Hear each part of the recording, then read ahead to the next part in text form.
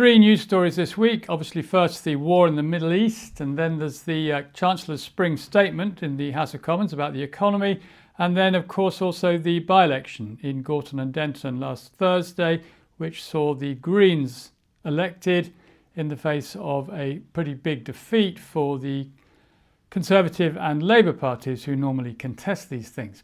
So what's the connection? What's that got to do with bonkers economics? Well, first of all, where economics is present, politics is never far away, and vice versa.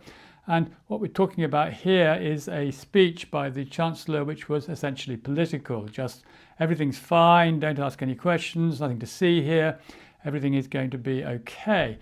And that was sort of blown off course pretty quickly by the effect of the war and the impact that's going to have on energy prices, which are going to feed through into the UK, and that will affect food prices too. So we have energy prices likely to go up, even though that electricity, for example, may be generated in a solar panel or in a wind turbine in the English countryside. So what's that all about? Well, international markets having a big impact on what we do in our own country. So then we've got this vote in the by-election near Manchester where the Greens did so well. And what's going on there? Well, the electors there are not sort of saying we want this or that solution. They're not really picking a solution from a range of options. What they're saying is, hey, look, we want things to change. We really don't think what's going on at the minute is working. And we don't know quite what we want to change. We can't pick a solution because the whole situation is too confusing, if you like. It's not as if we haven't had changes of government and changes of party and changes of people many times over the last 40 years, and nothing really has seemed to change. So what as electors do we have to do to make things change? And it's not obvious because things don't seem to change. Well, with bonkers economics, we're looking at change, clearly, but what we're saying is you can't change the system until you know what's wrong with what you've got. Until we can see what's not working, we can't possibly know how we want things to work in the future. And we're not going to get the outcomes that we need. So what's not working? Well, that's the key. That's what's bonkers about the economy, is what's not working. And that is really most summed up in this image here, which we haven't seen for a little while, because what it shows is a picture of the UK economy. And what it's got with agriculture there on the extreme left, that thin green slither, is a sort of picture from productive to what I call extractive in the UK economy, because over here we've got activities that don't make anything or do anything new. They don't add any value to the UK economy. What they do is that they circulate money within the economy, moving it from one person to another.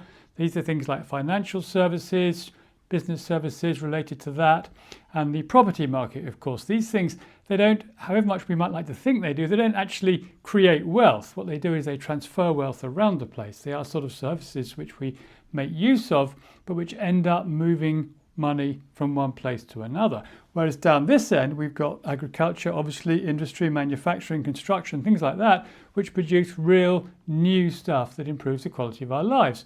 And of course, the economy can't work if it looks like this, because all this activity here, what that's doing is it's chewing up vast money and resources and people, which could be doing really useful stuff down here. And since that's where the wealth is being created, that's where we need the resources to be. So until we understand that the entire economy is predicated on churning money around and not actually producing anything like enough new real stuff, then we're not going to solve any of these problems. And so that's the change we need. We need to understand what's not working, and we need to understand what the policy solutions might be that would change this.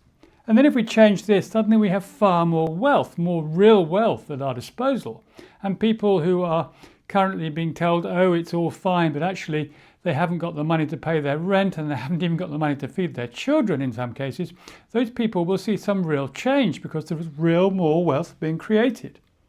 So that's what this is all about. It's all about joining the dots. It's all about seeing that the underlying economic framework is not working in our interests. And actually, if you want to look at a big picture, we could say that the same thing is going on in America. And we know on some level that the war is at least partly a distraction for Mr. Trump and his associates to distract the American people from the problems that they're facing, which are not totally dissimilar and which have very, very similar effects, which is very, very rich people at one end of the spectrum and an awful lot of people who are really struggling to get by. So these things are connected, and that by-election near Manchester, that goes to point to the fact that people can sense that change is needed, that things are not working in the way they should. But of course, they don't know what's not working. It's really difficult to put your finger on that. And this image, it sort of does put a finger on that. It really does bring it home to one that the system itself is fundamentally not what it should be.